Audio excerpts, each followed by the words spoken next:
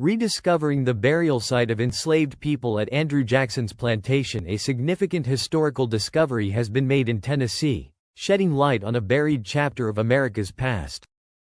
The long-lost burial site of enslaved individuals who lived and labored under the ownership of Andrew Jackson, the seventh President of the United States, has been identified at the Hermitage, his historic plantation. This discovery offers a poignant connection to the lives of those who endured the atrocities of slavery, ensuring their stories are not forgotten. A forgotten resting place between 1804 and the Civil War's conclusion in 1865, at least 26 enslaved individuals died on the 1,000-acre plantation. However, the exact location of their burial site had remained a mystery for centuries. Thanks to advancements in technology and a committed effort by the Andrew Jackson Foundation, that mystery has been resolved. Ground-penetrating radar revealed the presence of at least 28 graves, including smaller ones likely belonging to children or infants, near a creek northwest of the Hermitage mansion. Unearthing clues from history. Clues about the cemetery's location emerged from a 1930s agricultural report. The report described a section of the plantation untouched by farming due to the presence of tall trees and graves. Guided by this information, archaeologist James Green and his team conducted extensive fieldwork, examining depressions in the ground and using radar technology. Their findings were confirmed through partial excavations that respected the sanctity of the burial site. A solemn discovery. Tony Guzzi, the chief of preservation at the Hermitage, reflected on the importance of this find. For me, this is a reflective space. A contemplative space. The discovery goes beyond physical evidence, offering a tangible connection to the lives of those enslaved at the plantation.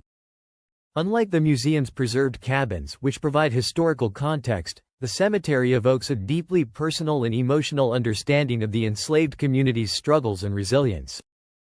Honoring their legacy, the graves, arranged in 3 north-south rows with their heads to the west, are mostly unmarked, as stone markers have sunk over time.